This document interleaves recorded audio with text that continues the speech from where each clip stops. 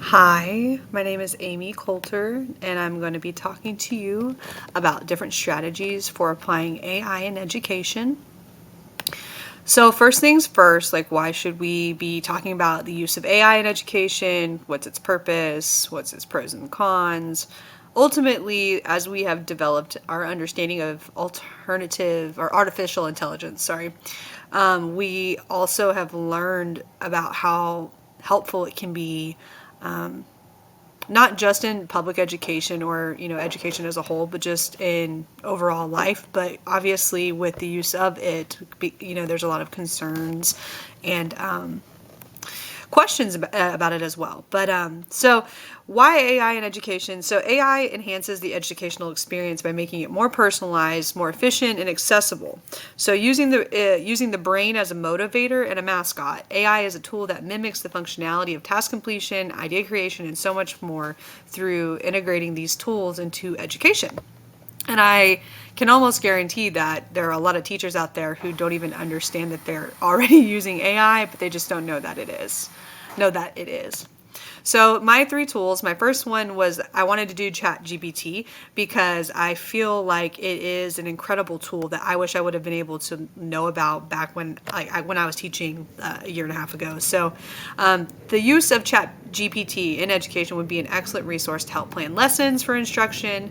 Another way that this tool can be used is through the creation of different quizzes, assessments. You can ask it any type of question regarding, maybe any materials or content. You can literally ask for specific things based on what you're teaching, right? And so it also can help as in doubling as a virtual assistant to help with task completions, research, and ultimately provides very thought out and supportive responses that are personalized to the user. So I think that would be a really great tool to help the teacher with a really heavy workload. Being able to have a resource that they can literally type in assessments for fact fluency for third graders, and there would be ample amount of examples. Sorry, my Chromebook literally is about to die. I'm so sorry. My next one, which you may not have heard of yet, but it's called iReady Math. And so through this entire module, I learned that we were using an AI tool within the past curriculum that I've used. So iReady Math is a curriculum that my previous district used. This provided assessments, instructional resources, and diagnostics that are individualized to the student.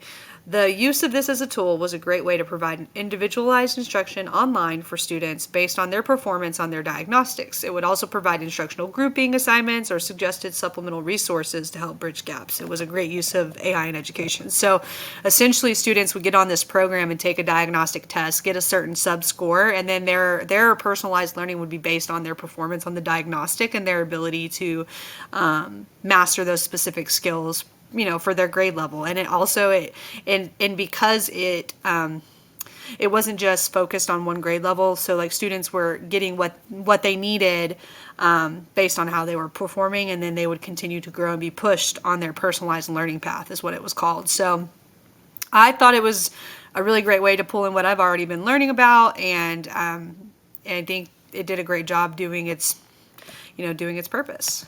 And then the last one was specifically, I wanted to focus on accessibility because that's another great way to use AI, is like, how are we going to use what we have as this tool to help the learning process or the, whatever it is, how are we going to make this easier and for others, right? And to give everybody what they need to be successful. So AI Media is a tool that helps provide accessibility to students who may need this as a way to meet their individualized needs. So this specific program provides in real-time text to audio. So for video clips, maybe for recordings of instruction, maybe, things like that. It's going to give students who maybe need that additional resource to help them with their learning. So I thought that was really great.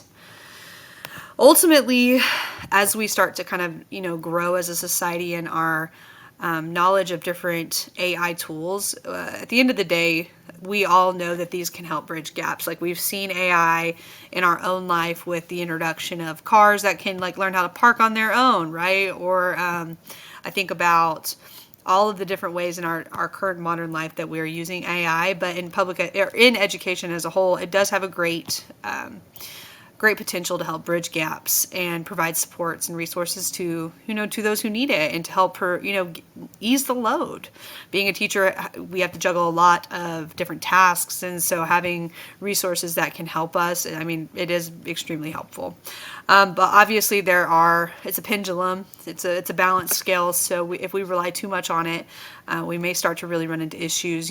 People will start asking like, well, then what's the point of you having a teacher if we can just use these types of things, and so on and so forth. So we have to make sure that we're using these tools with integrity, help support student learning, help support teacher retention and teacher stress, and like giving teachers tools and features to help them grow in their craft, and also to avoid the algorithmic bias. So making sure that the tools that we're using are going to help the all and not just the some. So yeah, this was the different strategies and tools that I thought were great, and I look forward to learning more.